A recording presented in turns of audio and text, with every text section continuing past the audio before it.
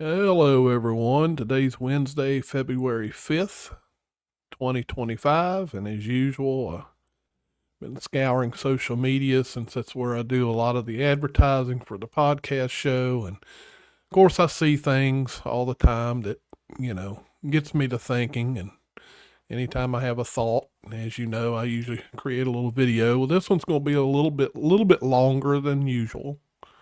So bear with me.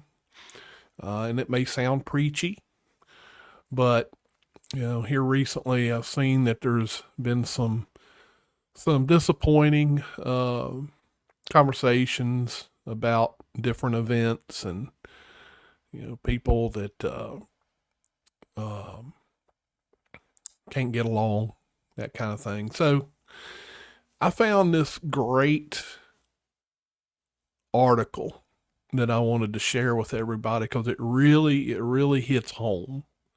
It really gets to the crux of the issues here. So just wanted to kind of go over it with everybody.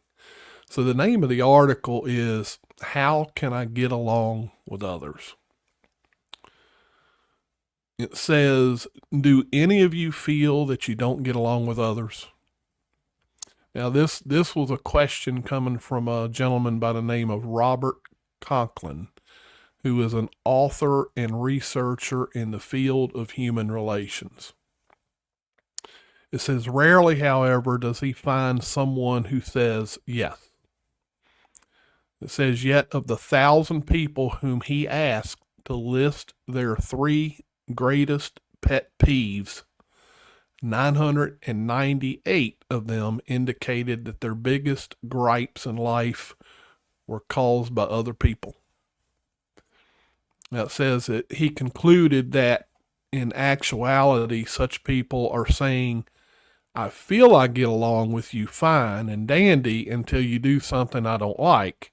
Then I stop getting along with you inside. I become irritated, aggravated, and frustrated. So the question is this how you feel at times about people that you know? Such feelings, whether they're expressed or remain locked up inside, can prevent peaceful relations with others. Yet a life filled with meaning and substance is greatly dependent on your ability to get along well with others. But what are some of the positive steps that you can take to better your relations with others? Well, first of all, communication. It says be willing to talk with people. Good communication builds strong relationships. To get along with others, we must be willing not only to share our feelings, but also to listen. Now we're going to talk a little bit here about the Bible because I do think the Bible has very important messages for all of us. So here it says an outstanding example shows the value of listening. Once Jesus Christ had met a Samaritan woman at a well and engaged her in conversation. His request was, give me a drink. Short and sweet, right? Give me a drink. That started the conversation. Jesus attentively listened to her views, and as a result, the Samaritan woman was drawn closer to him. So, yeah, Jesus communicated.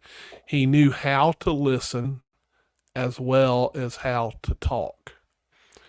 Of all of the actions that can make another human being feel significant and worthwhile, there is none more vital than skilled listening. So that's very important. Communication and listening.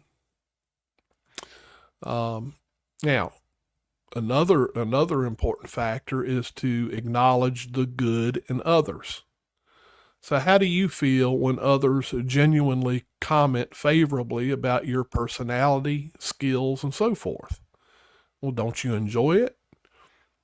Through flattery, insincere, or excessive praise, can repel.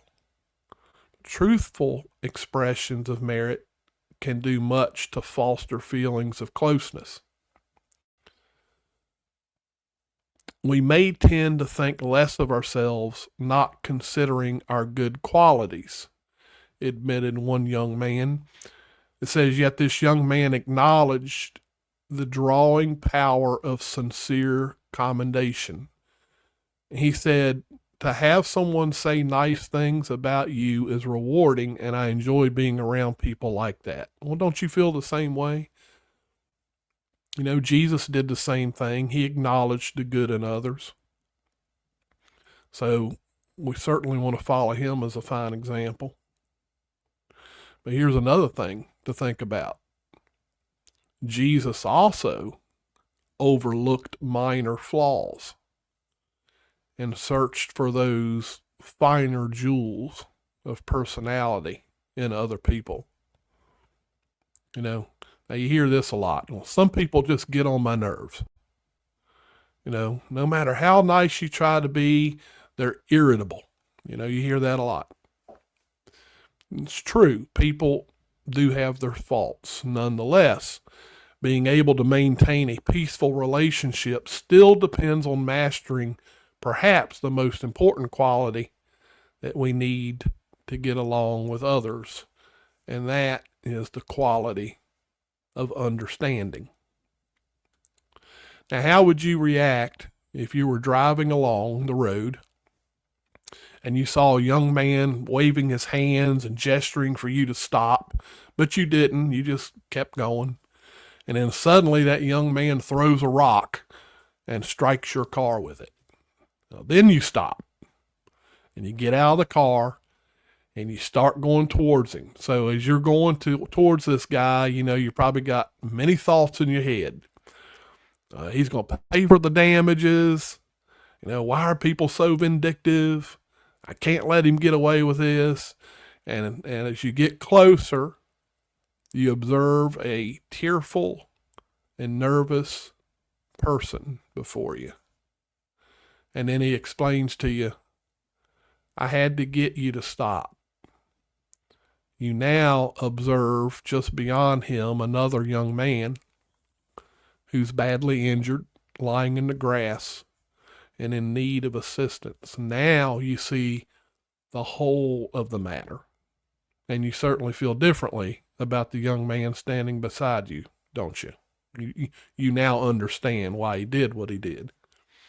Well, many persons are besieged by difficult, at times hopelessly frustrated problems. You know, others are emotionally very insecure, perhaps due to their upbringing or a bad family environment. Others may feel heavy pressure or even oppression, which even the Bible says can make a wise one act crazy. All of this may contribute to their irritability and cause them to say things that they later regret. So the question is, can you be big enough to make allowances for that type of thing and overlook it? Understanding can help us search for an answer to questions such as, why does he act that way? Or why can't he listen to reason? Not drawing hasty conclusions about others promotes understanding. So here's a lesson that a 27-year-old gentleman by the name of Scott, here's what he learned. He says, and this is him, he confessed, I had the tendency to form an opinion about a person from one brief incident or encounter. I allowed this to affect the way I treated and felt about that person. However, he changed and found that he could get along better with others. And here's what he added to that. He said, I now have found it better not to prejudge a person, but to allow time to get to know the whole person. He said, I try to understand the whys and wherefores of his actions. Now, of course, There will be times when you will fail to show the needed understanding.